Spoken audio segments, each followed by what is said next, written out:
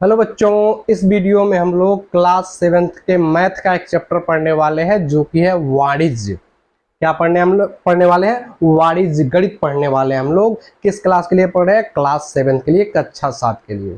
तो अगर आप यूपी बोर्ड के किसी भी सरकारी या प्राइवेट स्कूल में पढ़ रहे हैं जहां पर सरकारी किताबें चलती हैं, तो आप अपनी किताब लेकर के बैठ जाइए। आज हम लोग इकाई 7 शुरू करने वाले हैं जिसका नाम है वाणिज्य गणित। क्या पढ़ने वाले हैं? क्या पढ़ेंगे? वाणिज्य गणित पढ़ेंगे।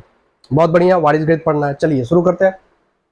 वाणिज्य गणित पढ़ने से पहले हमें कुछ जो हमने कक्षा 6 में सीखा हुआ है अनुपात निकालना, वो हमें आना चाहिए। मुझे विश्वास है कि आपको ये आता होगा।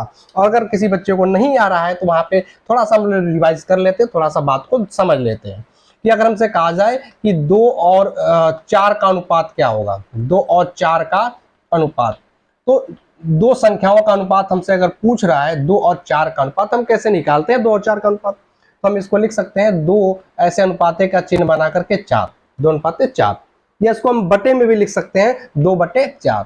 तो 2/4 लिखे या 2 अनुपाते 4 लिखे। अब क्या होगा कि जब भी हम अनुपात निकाल रहे होते हैं किन्हीं भी दो संख्याओं का, तो हम देखते हैं कि क्या ये दोनों संख्याएं किसी एक ऐसी संख्या से, एक ही संख्या से क्या दोनों विभाजित हो सकती हैं। अगर विभाजित हो जाएंगी तो हम उसे विभाजित करके सरल कर लेंगे, सरलीकरण कर देंगे इसका। तो देख रहे हैं कि 2 जो है 2 से विभाजित हो जाएगा एक बार में, और 4 भी 2 से विभाजित होगा 2 बार में। एक ही संख्या से दोनों को विभाजित करना है। आमतौर पे बच्चे कहाँ गलती कर देते हैं? इसको अलग संख्या से विभाजित कर दिया, इसको अलग संख्या से विभाजित कर दिया, यहीं पे गलती हो जाती है। एक ही संख्या से दोनों को विभाजित करना, 2 से इसको करेंगे तो 2 से इसको भी करेंगे, इसको 3 से करेंगे तो इसको भी 3 से ही करेंगे। बात समझ पा रहे हैं? तो अगर 2 से किया 2 करना तो 2 4, 1/2 क्या आ गया? 1/2। इसका मतलब 2 और 4 का जो अनुपात होगा वो 1:2 आएगा। क्या आएगा? 1:2 आएगा। 2/4 कितना आ गया? 1/2, जिसको हम क्या लिख सकते हैं? 1:2। 1/2 को क्या लिख सकते हैं? 1:2 लिख सकते हैं। क्या क्लियर है? क्या इतनी बात आपको पता थी? पहले से पता थी तो अच्छी बात है, नहीं पता थी तो अब हमने पता कर लिया। अब हम लोग आगे बढ़ते हैं अपने चैप्टर की तरफ। अब हमें समझना क्या है? इस चैप्टर को पढ़ने के लिए हमें जानना होगा समानुपात। समानुपात इंग्लिश में बोलते हैं प्रोपोर्शन। प्रोपोर्शन यानी समानुपात क्या है? कि जब दो अलग अलग अनुपात दिए जाएं और दोनों अगर हम सरल करके देखें, दोनों बराबर आए, तब उन्हें हम समानुपात कहते हैं। दो अनुपात अगर क्या हो? बराबर हो तो उन्हें हम क्या कहते हैं? समानुपात कहते हैं। जैसे अगर A अनुपाते B और C अनुपाते D, अगर ये दोनों बराबर है तो दोनों को हम क्या कहेंगे? समान अनुपात कहेंगे। और ऐसी स्थिति में हम क्या करेंगे? दोनों के बीच में बराबर का चिन्ह लगा सकते हैं, या इसी को A अनुपाते B समानुपाते का चिन्ह ऐसे 4 बिंदी लगा करके लिखा जाता है। C अनुपाते D ऐसे भी लिख सकते हैं। अगर दो अनुपात A और B और C और D, A और B का अनुपात, इधर C और D का अनुपात, अगर दोनों बराबर हैं तो हम इसको ऐसे लिख सकते हैं। इसी को हम क्या कहते हैं? समानुपात कहते हैं। ये जो चिन्ह है ये समानुपाती का चिन्ह है। बात समझ में आ गया? चलिए, यहां जो A और D दिख रहा है इनको हम बाह्य पद बोलते हैं। इनको क्या बोलते हैं? बाह्य पद बोलते हैं। और ऐसे जो B और C है इनको अंतः पद बोलते हैं। क्या बोलेंगे इनको? अंतः पद या मध्य पद बोल सकते हैं। क्या बोल देते हैं? मध्य पद। B और C को क्या बोल दिया? मध्य पद। और A और D को क्या बोल दिया? बाह्य पद। ऐसा हम तब लिख सकते हैं जब दोनों अनुपात आपस में बराबर हो। अगर एक एग्जांपल से लेके हम समझें तो 5/10, 5/10, और दूसरा अनुपात ले लेते हैं 4/8। 5/10 और 4/8, कोई भी दूसरा उदाहरण ले सकते हैं जहां पे बराबर आ रहा हो वो समानुपात कहलाएगा। इसको हम सरल करें तो 5 1 5, 5 दूनी 10, कितना आएगा? 1:2। इधर 4 1 4, 4 दूनी 8, ये भी कितना आएगा? 1:2। तो 5/10 और 4/8, यानी 5:10 यानी 5/10 और 4:8 यानी 4/8, दोनों का अगर सरल करके देखा दोनों बराबर आ रहे हैं, इसका मतलब दोनों समानुपात है। क्या है? दोनों समानुपात है। मतलब हम ऐसे लिख सकते हैं 5:10 बराबर 4:8, या 5:10 बराबर के जगह पे समानुपाती का चिन्ह लगा देंगे 4:8, ऐसे भी लिख सकते हैं।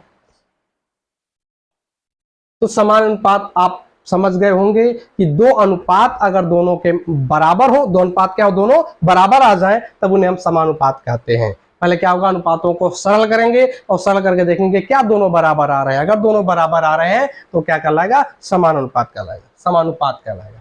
ठीक, समानुपात, उसी को हम समानुपात बोलते हैं। क्या इतनी बात क्लियर है? चलिए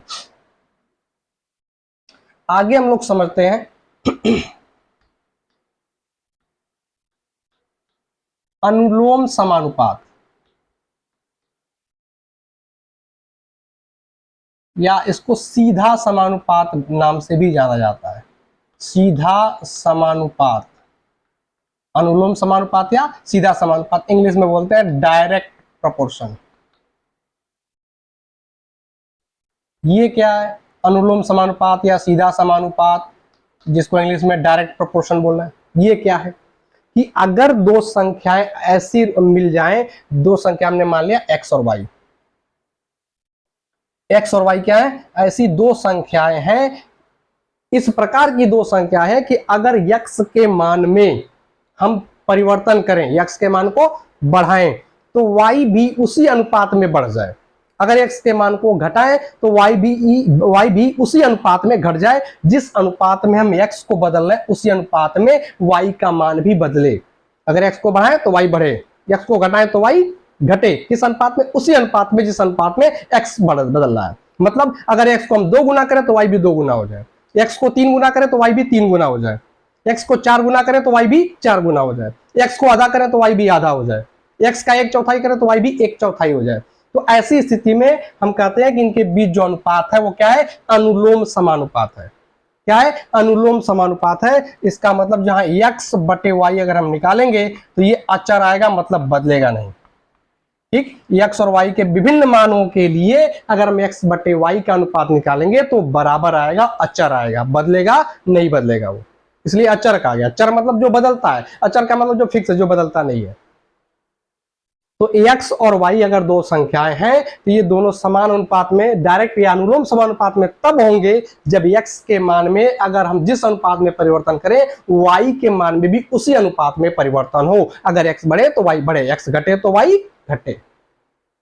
ठीक, अगर इसका उल्टा होता, हम x को बढ़ा रहे होते, y घट रहा होता, तब उसे हम क्या कहेंगे, प्रतिलोम समानुपात कहेंगे, जो कि हम नेक्स्ट वीडियो में पढ़ने वाले हैं। इस वीडियो में उसकी हम बात नहीं करने वाले। इस वीडियो में हम सिर्फ क्या पढ़ेंगे, अनुलोम समानुपात। फिर से सुन लें, x और y दो संख्याएं हैं, दो चीजें हैं। अगर x के मान में हम वृद्धि कर रहे हैं तो जिस अनुपात में वृद्धि करेगा उसी अनुपात में y भी बढ़ रहा है, तो क्या होगा, डायरेक्ट या अनुलोम समानुपात हो जाएगा। जिस अनुपात में x बढ़ेगा उसी अनुपात में y बढ़ना चाहिए, जिस अनुपात में x घटेगा उसी अनुपात में y घटना चाहिए। मतलब एग्जांपल से अगर हम इसको समझने की कोशिश करें कि x मान लेते हैं, x के जगह पे हमने पेन ले लिया, पेन की संख्या, इधर ले लिया पेन का मूल्य, पेन की संख्या और पेन का मूल्य। अगर हमने कहा कि एक पेन का मूल्य 10 रुपया है, एक पेन का मूल्य 10 रुपया है, अब पेन की संख्या को हम 2 गुना कर दें, कहते हम 2 पेन लेंगे तो क्या दाम भी तो 2 गुना हो गया, 10 दूनी 20। एक पेन खरीदा तो कुल कितना रुपया देना पड़ा, 10 रुपया देना पड़ा। अगर 2 पेन खरीदेंगे तो 20 रुपया देना पड़ेगा। पेन की संख्या को 2 गुना किया तो जो मूल्य था वो भी 2 गुना हो गया। अगर हम कहें कि हमने 10 पेन खरीदा, मतलब 10 गुना किया, तो मूल्य भी हमें 10 गुना देना पड़ेगा, मतलब 100 रुपया देना पड़ेगा। क्या बात क्लियर है? जिस अनुपात में पेन की संख्या बढ़ेगी उसी अनुपात में जो रुपया देना पड़ेगा वो भी बढ़ रहा है। तो यहाँ पे क्या, कौन सा अनुपात है, यहाँ पे अनुलोम समानुपात है, सीधा समानुपात है, डायरेक्ट, क्या है, डायरेक्ट प्रोपोर्शन है। क्या है, डायरेक्ट प्रोपोर्शन है। तो ऐसी स्थिति में अगर डायरेक्ट प्रोपोर्शन है तो हम क्या लिख सकते हैं, ऐसे हम लिख सकते हैं, क्या क्या लिख सकते हैं हम लोग, हम ये लिख सकते हैं 1:2 समानुपाते 2:10, क्या 10:20। अगर इन दोनों की बात करें, इन दोनों के लिए 1 और 2 था तो 1:2, ये 10:2, ऐसे भी लिख सकते हैं 1:10 बराबर 2:20, 1:10 और 2:20, इस रूप में भी हम इसको लिख सकते हैं। क्या बात क्लियर है? इतना अगर क्लियर हो गया तो अब आप अपनी प्रश्नावली पे आइए, एक्सरसाइज 7.1, अभ्यास प्रश्न 7.1।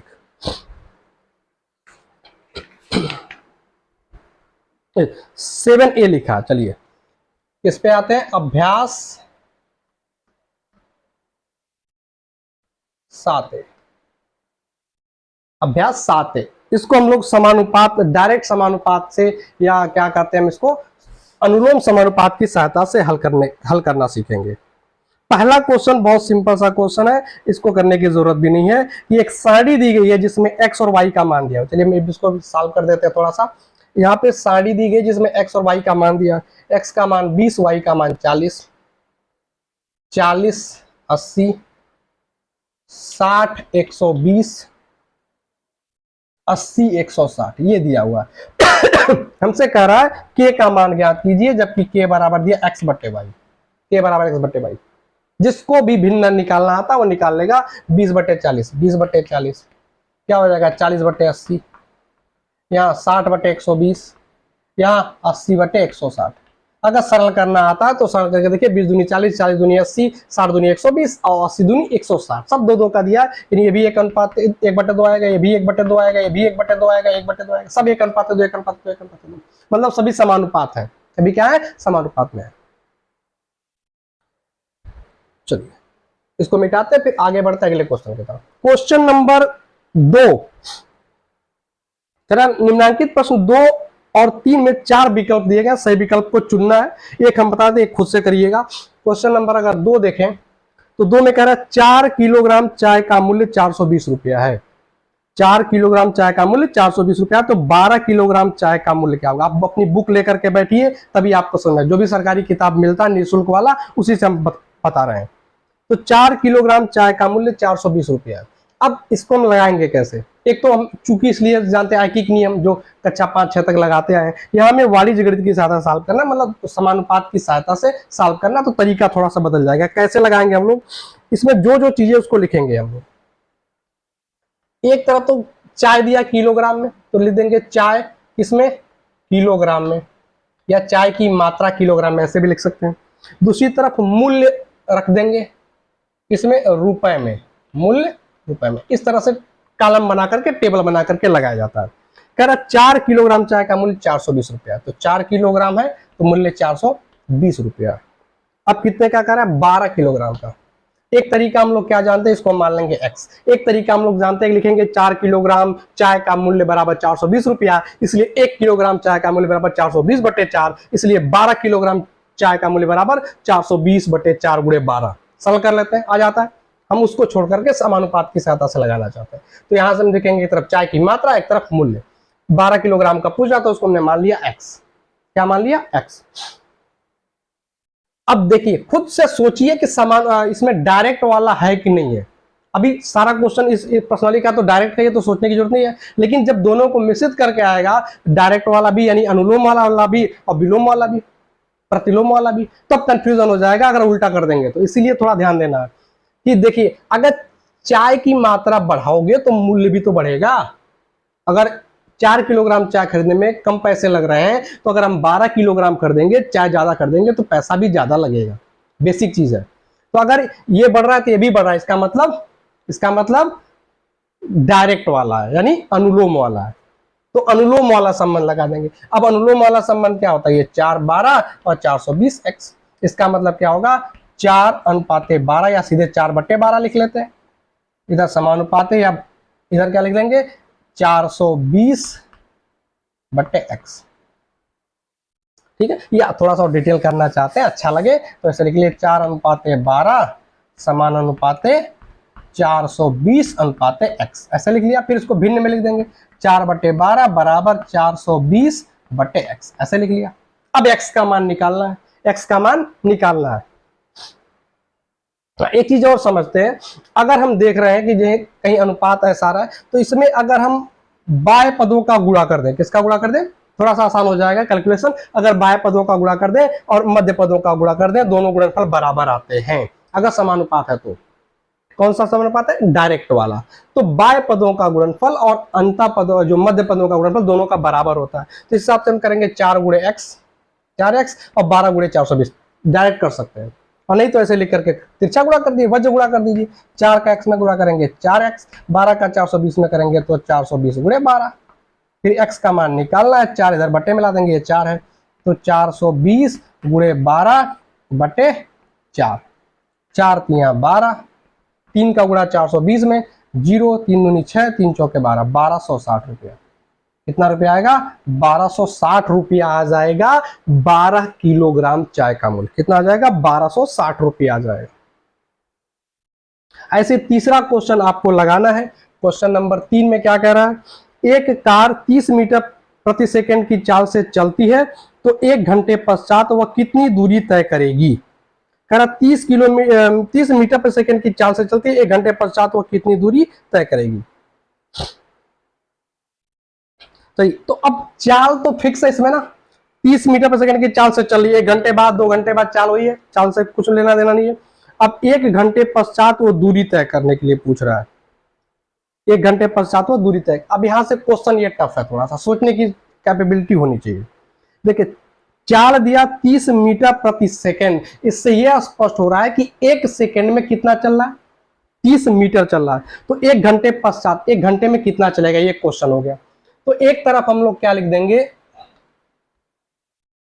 समय किसमें, हम लिख रहे हैं सेकंड में, समय किसमें लिखे? सेकंड में। और दूसरी तरफ क्या लिख रहे हैं? चली गई दूरी किसमें लिख रहे हैं? मीटर में दिया तो मीटर में। दूरी किसमें लिख रहे हैं? मीटर में। दूरी मीटर में। चलिए चाल करा 30 मीटर प्रति सेकंड, मतलब हमने समय अगर 1 सेकंड लिया तो दूरी कितना चला? 30 मीटर चला। तो 1 घंटे बाद पूछ रहा है, तो 1 घंटे में कितने सेकंड होते हैं? अब 1 घंटा नहीं लिखेंगे ना, यहाँ सेकंड में समय लिख रहे हैं। तो 1 घंटे में कितने सेकंड होते हैं? 1 घंटे में कितने सेकंड? देखें 1 घंटे में होते हैं 60 मिनट। 1 घंटे में कितने मिनट? 60 मिनट। और 1 मिनट में होता है 60 सेकंड, तो 60 से गुणा कर देंगे, 60 गुणे 60 हो जाएगा 3600। तो 1 घंटे में कितने सेकंड होते हैं? 3600। अगर आप कक्षा 6 में साइंस पढ़े होंगे तो वहां भी ये बताया गया होगा कि 1 घंटे में 3600 सेकंड होते हैं, 60 गुणे 60, तो 3600 हो गया। इसमें चली गई दूरी हम मान लेते हैं x। अब 1 सेकंड में अगर 30 मीटर चल रहा है तो अगर समय बढ़ा के 3600 कर दिए तो दूरी भी बढ़ जाएगी। इसका मतलब डायरेक्ट वाला है, अनुलोम समानुपात है। तो अनुलोम समानुपात अगर है तो हम क्या लिख सकते हैं? 1:3600 समानुपाते 30:x, ये लिख सकते हैं। इसको लिख सकते हैं 1/3600 बराबर 30/x। या फिर इसके बाद डायरेक्ट हम कर सकते हैं कि बाएं वालों का गुणा बराबर मध्य वालों का गुणा, ऐसे भी कर सकते हैं डायरेक्ट। चलिए ऐसे हिसाब से करें तो x गुणे x 1 x हो जाएगा, बराबर अंत वालों का गुणा कर दें मध्य पदों का, तो 3600 गुणे 30, या क्रॉस गुणा करेंगे तब भी आ जाएगा, डायरेक्ट मध्य का गुणा और बाएं का गुणा कर लेंगे तब भी आ जाएगा। चलिए 3 6 का 18 को 88 लिख, 3 3 9 1 10 108, 2 1 3 0, 3 0 बढ़ा दिया हमने, कितना हो गया?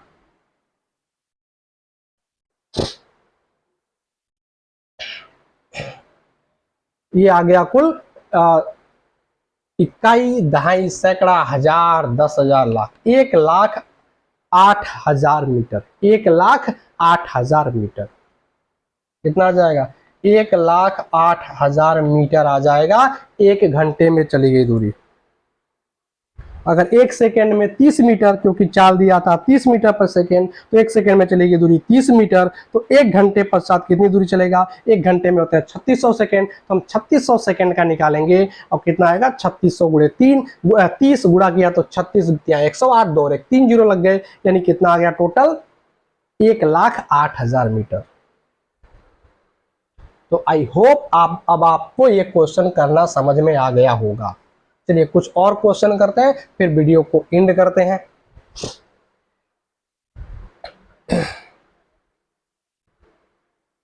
चौथा क्वेश्चन टेबल का दिया, टेबल में भरना है। आप खुद से ऐसे ट्राई करिए, मजदूरों की संख्या और मजदूरी रुपए में दिया हुआ है, आप इसे निकालिए समानुपात से। ठीक है, चलिए आगे बढ़ते हैं। क्वेश्चन नंबर 5 6 7 8 9 10, ये 10 3 4 2 6 क्वेश्चन है। इसमें से हम दो क्वेश्चन और कर देते हैं, बाकी इसी तरीके से आप लगाने की प्रैक्टिस करिए। अगर आपको किसी क्वेश्चन में डाउट है, कोई क्वेश्चन आपसे नहीं लग रहा है, तो कमेंट बॉक्स में क्वेश्चन संख्या लिखिए, अगले वीडियो में उसको हम सॉल्व कराएंगे। ठीक, लेकिन आज कल में ही कर देंगे, अगला वीडियो अपलोड होने से पहले। पता चला आप 1 हफ्ते बाद कर रहे हैं तो फिर दिक्कत हो जाएगी। 1-2 दिन के अंदर, आजकल के अंदर आप तुरंत कमेंट बॉक्स में लिखिए कि आपको इस क्वेश्चन में दिक्कत है, अगले वीडियो में उसका सोल्यूशन आपको मिल जाएगा। बात समझ आ गई? चलिए तो आगे हम क्वेश्चन बढ़ते हैं। क्वेश्चन नंबर 7 सॉल्व करते हैं। क्वेश्चन नंबर 7, 4 गेंद या 3 कलमों का मूल्य 12 है, तो 6 गेंद या 6 कलमों का मूल्य बताइए।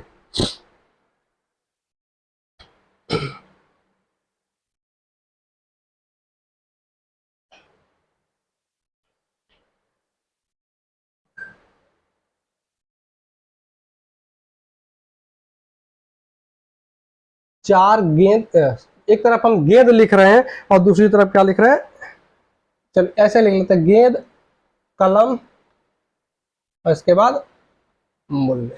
मूल्य किस में होगा, और रुपए में, ठीक। गेंद कलम और मूल्य, तीन चीजें इसमें आ गई। अब कह रहा 4 गेंद, तो गेंद के नीचे 4, या 3 कलम, मतलब जो मूल्य 4 गेंद का वही मूल्य 3 कलम का भी है, तो 4 3 दोनों का मूल्य कितना है, 12 रुपया। चलिए दे 12 रुपया। अब कह रहा 6 गेंद और 6 कलमों का मूल्य बताइए। बताइए 6 गेंद और 6 कलमों का मूल्य पूछ रहा, और बीच में मतलब दोनों को जोड़ना है, तो इसके लिए हमें पहले 6 गेंद का मूल्य निकालना पड़ेगा और 6 कलम का मूल्य निकालना पड़ेगा और दोनों को जोड़ना पड़ेगा। बात समझ में आ रही है, दोनों को अलग अलग। तो हम क्या करते हैं, अभी यहां से क्या करेंगे, एक एक को सॉल्व कर लेते हैं। पहले हम ले लेते हैं गेंद, और गेंद का निकाल लेते हैं। अगर 4 गेंद का 12 रुपया है तो कितने का निकालना, 6 गेंद का। तो 6 गेंद का मान लेते हैं x और x निकालने की कोशिश करते हैं। तो क्या होगा, 4/6। अब हम डायरेक्ट लिख रहे हैं क्योंकि इतना हमने बता दिया, 2-3 अब डायरेक्ट लिख सकते हैं, 12/x। क्रॉस गुणा कर लेंगे तो 4x बराबर 12 छके 72।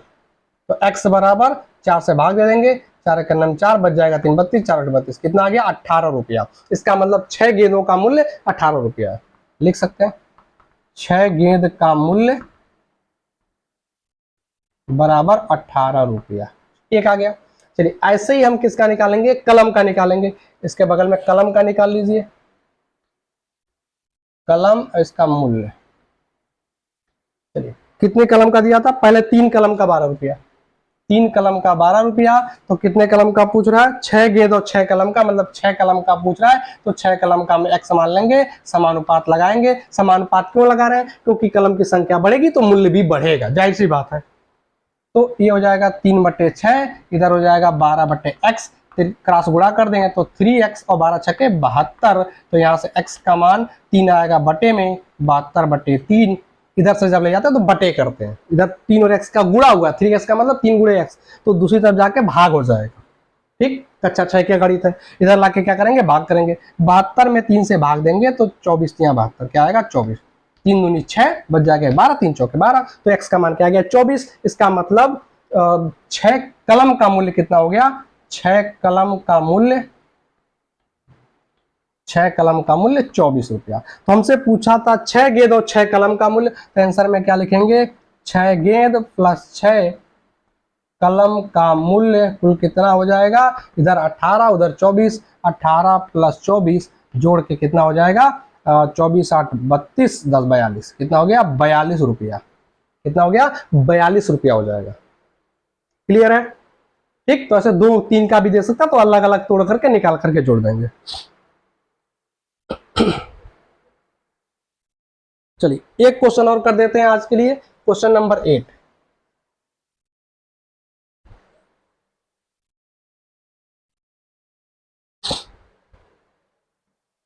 चलिए 8वां क्वेश्चन हम लोग करते हैं। एक मशीन 5 मिनट में 200 पन्ने छापती है। एक मशीन 5 मिनट में 200 पन्ने छापती है। तो एक तरफ हम क्या लिख देते हैं, समय, इसमें मिनट में, मिनट में, और इधर क्या, पन्नों की संख्या, छापे गए पन्नों की संख्या, छापे गए पन्नों की संख्या। चलो क्या करा, एक मशीन 5 मिनट में 200 पन्ने छापती है, समय 5 मिनट लिया, पन्नों की संख्या 200। अब क्या करा कि इसी प्रकार 2 × 10 पे घात 3 पन्नों को छापने में कितना समय लगेगा। पन्नों की संख्या 2 × 10 पर घात 3 को छापने में कितना समय लगेगा। समय को हम t या x कुछ भी मान लें तो हमने लिख लिया।